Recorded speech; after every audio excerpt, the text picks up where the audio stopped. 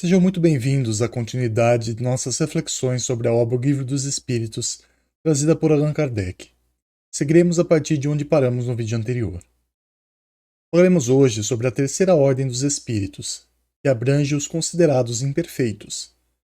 Primeiro, a obra explica esse grupo de uma maneira geral, e depois nos apresenta as divisões que o Espiritismo nos traz sobre cada uma delas de maneira mais detalhada. Vamos ver o que a mensagem tem a nos dizer e, quando necessário, faremos alguns comentários relevantes. Vamos para o primeiro item. Caracteres gerais. Predominância da matéria sobre o espírito.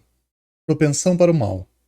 Ignorância, orgulho, egoísmo e todas as paixões que lhes são consequentes.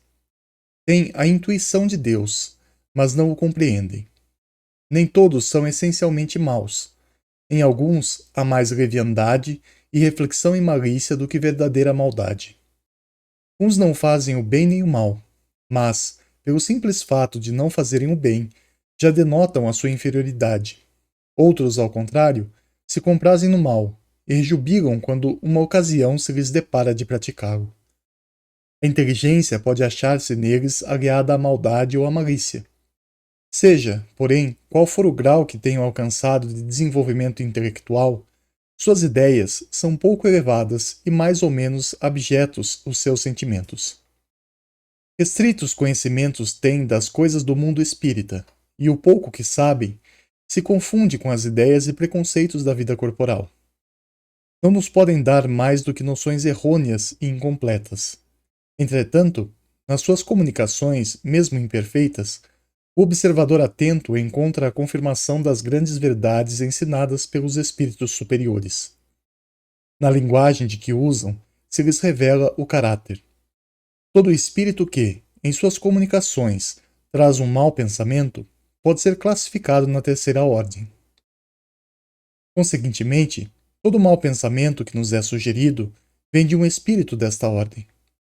Eles veem a felicidade dos bons, e esse espetáculo lhes constitui incessante tormento, porque os faz experimentar todas as angústias que a inveja e o ciúme podem causar. Conservam a lembrança e a percepção dos sofrimentos da vida corpórea, e essa impressão é muitas vezes mais penosa do que a realidade. Sofrem, pois, verdadeiramente pelos males de que padeceram em vida e pelos que ocasionam aos outros. E, como sofrem por longo tempo, julgam que sofrerão para sempre. Deus, para puni-los, quer que assim julguem. Podem compor 5 classes principais. Veremos as classes na sequência, mas talvez seja interessante ressaltar que é esse grupo que falamos quando nos referimos também a nós mesmos, encarnados no planeta Terra. Ainda estamos muito atrelados às necessidades materiais e a todas as vicissitudes que advêm da experiência carnal. Toda ferramenta colocada na mão dos espíritos imperfeitos pode oscilar para o bem ou para o mal, sendo muito mais fácil e comum oscilar para o lado ignorante. Por isso Jesus exaltou a passagem da porta estreita e da porta larga, pois conhecia as tendências dos espíritos encarnados neste mundo, que facilmente se iludem e se desviam do bom caminho por trazerem consigo a imperfeição moral e a constante interferência de um meio repleto da mesma imperfeição, que quase sempre não os deixa ver além da bruma da leviandade. É a esse grupo também que se pode dizer que precisa mais urgentemente da evolução, a fim de se libertar do mal que ainda deturpa o seu discernimento. Enfim, vamos ver mais detalhadamente as classes.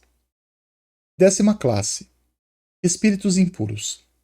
São inclinados ao mal, de que fazem o objeto de suas preocupações. Como espíritos, dão conselhos pérfidos, sopram a discórdia e a desconfiança e se mascaram de todas as maneiras para melhor enganar. Ligam-se aos homens de caráter bastante fraco para cederem às suas sugestões, a fim de induzi-los à perdição. Satisfeitos com o conseguirem, retarda-lhes o adiantamento, fazendo-os sucumbir nas provas por que passam. Nas manifestações dão-se a conhecer pela linguagem. A trivialidade e a grosseria das expressões nos espíritos, como nos homens, é sempre indício de inferioridade moral, se não também intelectual. Suas comunicações exprimem a baixeza de seus pendores e, se tentam iludir, falando com sensatez, não conseguem sustentar por muito tempo o papel e acabam sempre por se traírem. Alguns povos os arvoraram em divindades maléficas. Outros os designam pelos nomes de demônios, maus gênios, espíritos do mal. Quando encarnados, os seres vivos que eles constituem se mostram propensos a todos os vícios geradores das paixões vis e degradantes: a sensualidade, a crueldade, a felonia, a hipocrisia, a cupidez, a avareza sórdida. Fazem o mal por prazer, as mais das vezes sem motivo, e, por ódio ao bem, quase sempre escolhem suas vítimas entre as pessoas honestas. São flagelos para a humanidade, pouco importando a categoria social a que pertençam, e o verniz da civilização não os forra ao opróbrio e à ignomínia. Esta é a classe mais baixa entre os espíritos, e, como este mundo já é um orbe de provas e expiações, e não mais um globo primitivo, então vemos toda uma variedade de espíritos que aqui reencarnam. Eis a grande diferença moral nesta vista, pois temos muitas classes de espíritos aqui encarnados. Os impuros são aqueles que estão vindo de mundos primitivos e estão tendo oportunidade de aprender uma abordagem diferente para a existência em um mundo um pouco mais evoluído. Nem sempre eles merecem aqui estar, mas Deus julga conveniente, para eles e para as demais classes de espíritos, que convivam entre si, a fim de que as adversidades entre ambos gerem progresso. Em suma, não é difícil distingui-los, pois são aqueles em que o mal está presente com a maior força e o bem ainda está germinando na consciência. Para nós, talvez pudéssemos fazer um paralelo com os psicopatas, narcisistas, sociopatas, etc. Enfim, vamos à próxima classe. Nona classe: espíritos levianos. São ignorantes, maliciosos, irrefletidos e zombeteiros. Metem-se em tudo, a tudo respondem, sem se incomodarem com a verdade. Gostam de causar pequenos desgostos e ligeiras alegrias, de intrigar, de induzir maldosamente em erro, por meio de mistificações e de espertezas. A esta classe pertencem os espíritos vulgarmente tratados de duendes, trasgos, gnomos, diabretes. Acham-se sob a dependência dos espíritos superiores, que muitas vezes os empregam, como fazemos com os nossos servidores. Em suas comunicações com os homens, a linguagem de que se servem é, a miúde, espirituosa e faceta, mas quase sempre sem profundeza de ideias. Aproveitam-se das esquisitices e dos ridículos humanos e os apreciam, mordazes e satíricos. Se tomam nomes supostos, é mais por malícia do que por maldade. Vemos também um pouco de nós mesmos nessa classe. Afinal, são poucos os que ainda não comprazem numa fofoca, ou numa intriga aqui e ali.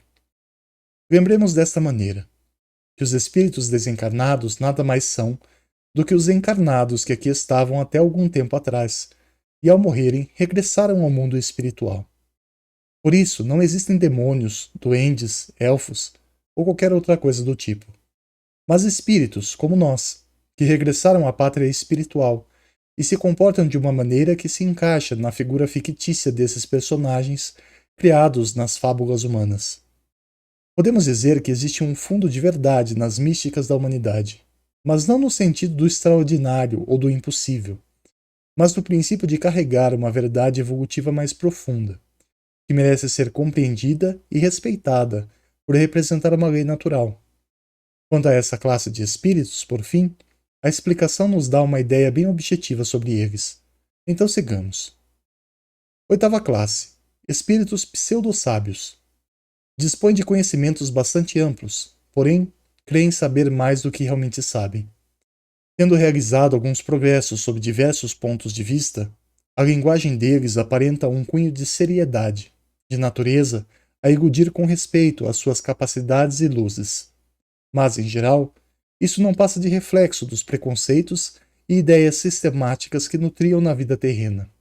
É uma mistura de algumas verdades com os erros mais polpudos, através dos quais penetram a presunção, o orgulho, o ciúme e a obstinação de que ainda não puderam despir-se. Quantas e quantas pessoas se julgam detentoras da verdade e agem de acordo com ela em sua vida presente. Mas só depois de se depararem de fato com uma verdade maior é que podem reconhecer os seus erros e viver de acordo com as leis naturais. Um exemplo curioso sobre isso foi Saulo de Tarso, que perseguiu os cristãos julgando que essa era a verdade a ser proferida. E somente quando Jesus se apresentou a ele como uma verdade maior é que ele pôde se dar conta das pseudo-verdades que pregava, as quais estavam repletas de preconceitos e de estigmas criados pelas imperfeições humanas, impregnando e desvirtuando a lei divina. No entanto, mesmo um espírito que se encontra nessa classe, ele também pode se modificar e causar muito bem para si e para os outros. Basta pensar o que seria do cristianismo sem Paulo de Tarso. Enfim, a essa classe estão aqueles que foram iludidos pelas verdades obtusas e escassas que foram agregadas à sua inteligência atual. Conforme vão evoluindo, tomam consciência de que as verdades que conhecem são apenas uma pequena porção de uma realidade maior, e encontram certa liberdade diante as mentiras que pregam conforme se harmonizam com as leis naturais. É importante, no entanto, estar atento a esse tipo de espírito para não ser ludibriado, iludido, enganado pela mensagem que carregam consigo, ou veremos concretizada a passagem bíblica que diz: são cegos guiando os cegos. Vamos ao próximo item. Sétima classe: espíritos neutros. Nem bastante bons para fazerem o bem, nem bastante maus para fazerem o mal. Pendem tanto para um como para o outro, e não ultrapassam a condição comum da humanidade, quer no que concerne ao moral, quer no que toca à inteligência. Apegam-se às coisas deste mundo, de cujas grosseiras alegrias sentem saudades. Somos nós, de uma maneira geral, em sua grande maioria. Basta pensarmos neles como uma extensão das pessoas que passaram desta vida para outra e não têm uma fé e uma disciplina presente que os conduzam ao bem. Nem se sentem mais tão compelidos ao mal como antigamente. Estão numa fase de transição, por assim dizer. E nossa última classe de hoje segue assim. Sexta classe: espíritos batedores e perturbadores. Estes espíritos, propriamente falando, não formam uma classe distinta pelas suas qualidades pessoais. Podem caber em todas as classes da terceira ordem. Manifestam geralmente a sua presença por efeitos sensíveis e físicos, como pancadas, movimento e deslocamento anormal de corpos sólidos, agitação do ar, etc. Afiguram-se mais do que outros, presos à matéria. Parecem ser os agentes principais das vicissitudes dos elementos do globo, quer atuem sobre o ar, a água, o fogo, os corpos duros, quer nas entranhas da terra. Reconhece-se que esses fenômenos não derivam de uma causa fortuita ou física, quando denotam caráter intencional e inteligente. Todos os espíritos podem produzir tais fenômenos, mas os de ordem elevada os deixam, de ordinário, como atribuições dos subalternos, mais aptos para as coisas materiais do que para as coisas da inteligência. Quando julgam úteis as manifestações desse gênero, lançam mão destes últimos como seus auxiliares. Como foi dito, estes podem ser de todo o gênero da terceira classe, mas se destacam pelos efeitos físicos que realizam, interferindo de maneira mais direta sobre a matéria, a ponto de deixarem evidente a inteligência por trás de tais manifestações. Esses efeitos eram mais comuns antigamente, quando ainda era necessário chamar a atenção das pessoas à realidade espiritual. Ainda assim, essas manifestações ainda existem atualmente, e, quando não se tratam de efeitos naturais e comuns dos próprios elementos da natureza, podem indicar a presença dessa classe de espírito. O curioso é que, assim como foi dito em um item anterior, os espíritos superiores se utilizam dos inferiores para interferir de alguma maneira no seu objetivo.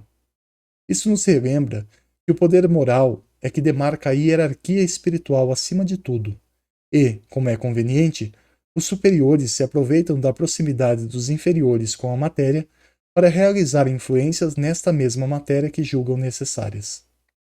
Isso mostra que existe não apenas uma necessidade interconectada entre os seres da existência, mas uma ordem regente para todos os seres, onde tudo se completa e se alinha como tem que ser. Enfim, Se ficou alguma dúvida mais específica sobre os efeitos físicos que esses espíritos causam, recomendo a continuidade neste estudo e também a leitura cautelosa da obra O Livro dos Médiuns, a qual explica mais a fundo tudo isso. Por ora, encerramos a reflexão de hoje por aqui. Se você gostou da continuidade desse estudo, então não deixe de se inscrever no canal e siga conosco os próximos vídeos sobre o assunto. Comente, compartilhe o vídeo, curta, deixe a sua opinião, pois a sua participação ajude muito para que o canal continue crescendo. Um grande abraço a todos e até a próxima. Paz e luz.